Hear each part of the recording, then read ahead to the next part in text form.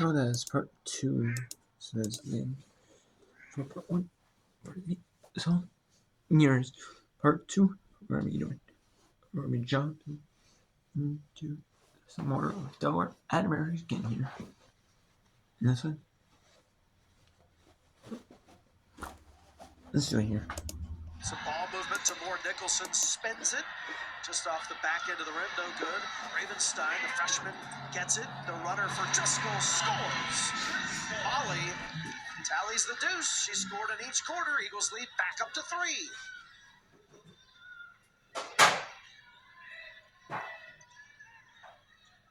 Vance, no good.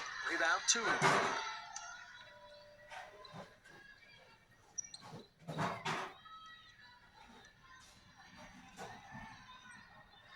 Ravenstein.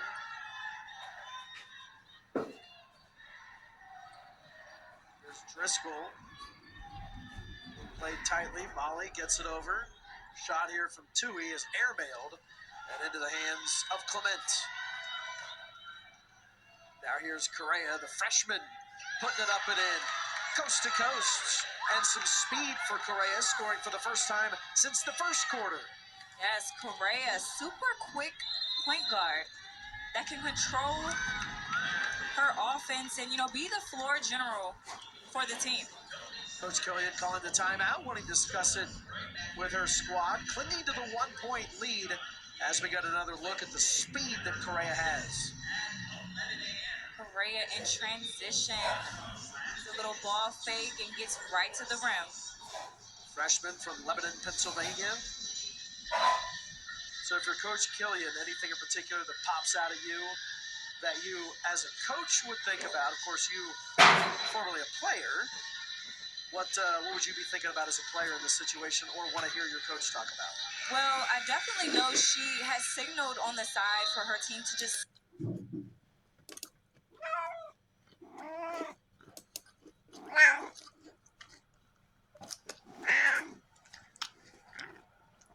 You're close to me in Georgia State and that Auburn. You're close to East Southern Indiana. It's starting to be one of those Division 9, Division 1 belts. Unfortunately, I'm on the place if the team of this close. I mean, I like to watch them, don't get me wrong. I have a soft spot for watching 9 Division 1 play. Because you never get to see them play right, and that's why school upsets. Use NCAA.com, check the scheduling problem. No. And I don't see KNC very often because I don't have the Summer League Plus. I'm not paying for a Summer League Plus. You already have people bid symbols. It's because I have. I'm going to Big Ten first for Summer League. Pay for Summer League Plus.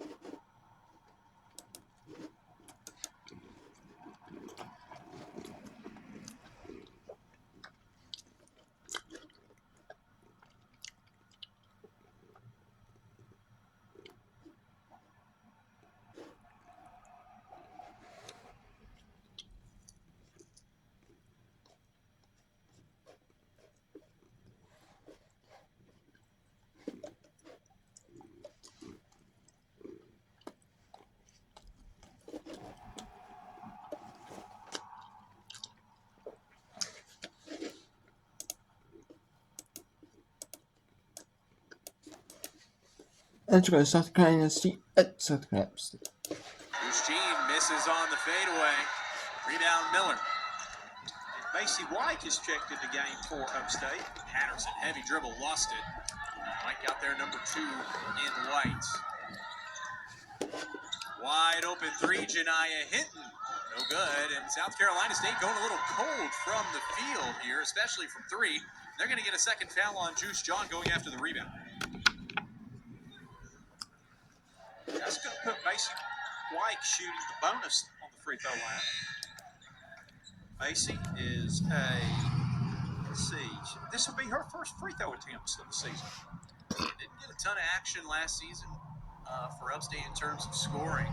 South Carolina State out in front by 4. Macy White at the line, just 4 points last year. Played in 25 games. Not a ton of the scoring output came from the junior from Cullowhee. Again, she's a good shooter, and she is one of the team leaders.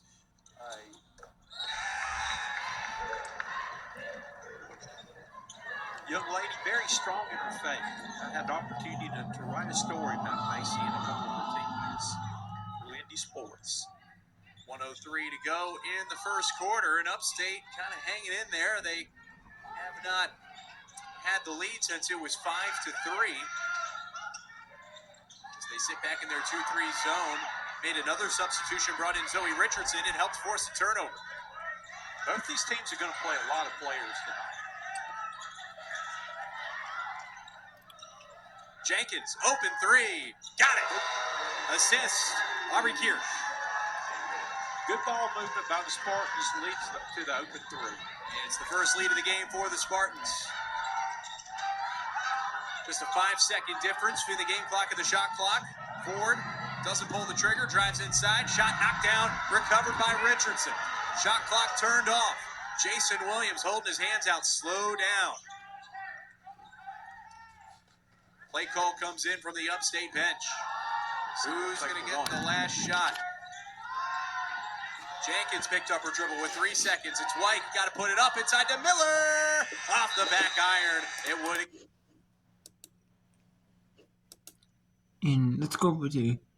No, there is a good time. There's gonna be time up. Go on. Let's go to Kansas City.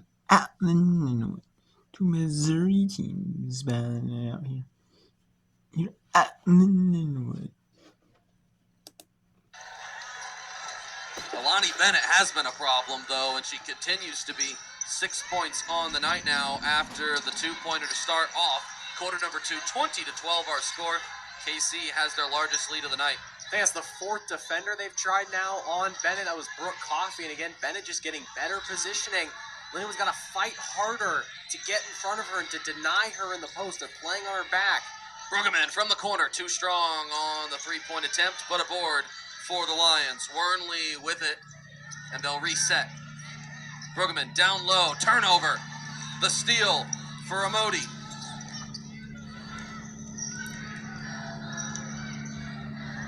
Cabrez at the top. Layla Hatcher, newly into the game. Moving left. Finds Harrell. 8 on the shot clock. Hatcher down low, tipped by the Lions last, and there will be 3 seconds on the shot clock. Is that Scoff that got a piece of it? It looked like it was, it might have even been Coffey. Coffey was coming over to help defense because Scoff got beat off the dribble by Hatcher. Can't have that if you're Lindenwood because that opens up Bennett. You got to stay in front. Either way, good hand-eye to get something on it. Now only 3 seconds on the shot clock. Got to put something up quick. Fabrez, the three-point shot is no good, but referee signaling shot clock violation regardless. So a nice defensive stand for Lindenwood as they look to try and chip away at this 8-point deficit. It was a good defensive possession from Lindenwood. They were switching everything, but there was a great denial of Bennett in the post. They were trying to get her a couple times. Coffey did a great job getting in front. Then Alicia Jones on the backside was there if they were trying the over-the-top pass. Coffey up top to Brueggemann, driving with the left, finishes with the left. 2014. That's who you need to get going if you're Lindenwood, not just from the outside, but her point guard skills. Brueggemann's got great dribble skills. She can take anybody off the dribble and go right to the cup and finish. 4 points tonight so far, and that ball tipped out of bounds by the Lions. Good active defense there by Gracie Wernley, the junior guard out of Bixby, Oklahoma. So the Roos will inbound at half court in front of the score table. Layla Hatcher at the point.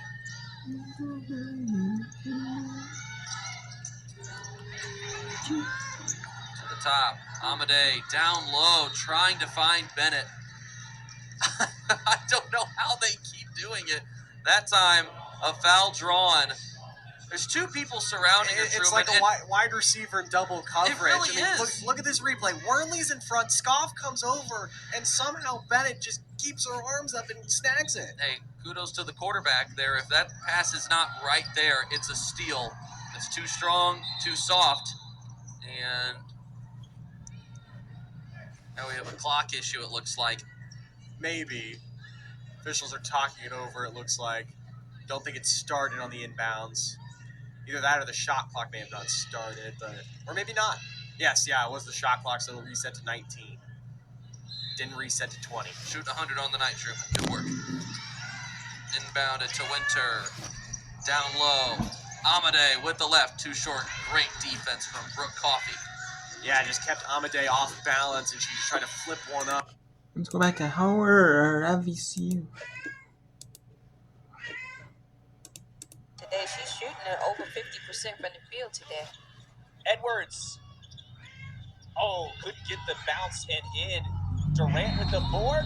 Augustin battling for a rebound. Jump ball will go to VCU. It feels like every time Howard gets it within two, Asari is there with a three. Absolutely. Asari is really, and I'm surprised really that Howard hasn't shown her more attention, because Asari really is hitting on all cylinders tonight. Yeah, half her points or half her buckets are from beyond the arc tonight. Augustin feeds it back to Asari. Now driving, sees Sotelo on the baseline. Back up to Tekachenko. Asari has to save it. That pass is high, and it will get out. Here we go. We saw Edwards just trying to box out. Augustin making sure she couldn't get to it. She's able to put the brakes on as well. I thought for sure we were going to get somebody on the table there that time, but Edwards is an athlete, able to stop on in time. Much appreciative. I know I wouldn't be able to stop that quickly anymore. No, me either, Flying partner. over the table. Me either. Thomas. Over to Durant. Howard trying to get this back to a one-possession game. Hennigan is driving, puts up an acrobatic shot that is just off target, altered by Sotelo and Tekachenko down low. It will be out of bounds and stay with Howard. Hennigan's had some nice drives, and that was a nice drive. Tough shot, though.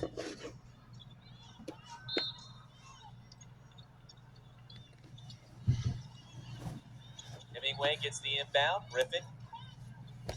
Sotelo sees a long two go down. Zanaya Thomas with 15 points. I think VCU might have forgot the scouting report, since Thomas hadn't really played much in the first half, that she's their leading scorer, and as she goes, they go. So they really need to make sure that Thomas stays, her touches stay limited. VCU down to 10 on the shot clock. Griffin starting to go toward the bucket. That shot is altered, though, because of the length of Miller. That ball's loose. Still coming away with his Hennigan. Trying to work it inside. It's stolen away by Tekachenko.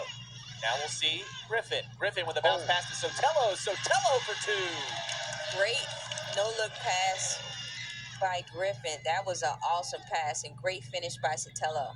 Sotelo had the first 4 points of the night for VCU. That's her first point since. But Sotelo, one of those players that, even if it's not showing up on the score sheet in terms of points, she's going to get in that box score with hard work. As this is a three that rims out. Sotelo trying to get the rebound, but Thomas is able to pull it in, and Thomas is going to be fouled. Yes, as you were mentioning, partner, Sotelo brings her lunchbox every game. Like, she really goes hard on both ends of the floor. Preston picks up her fourth foul. She'll have to check out. We'll see Zachariah and Knezovic come in.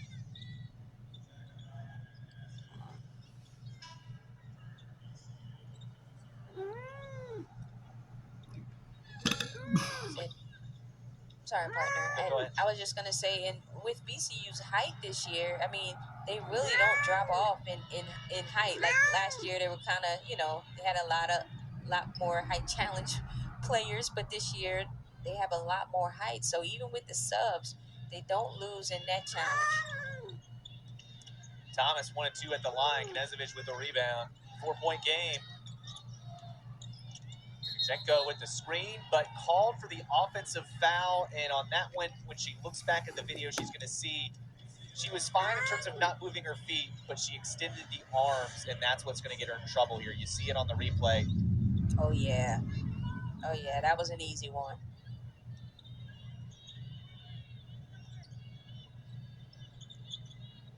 Stewart tried to go inside. Knezovic swats it away. Now, Thomas goes up. The foul going to be called on Tkachenko, so she'll pick up another foul. Let me tell you something.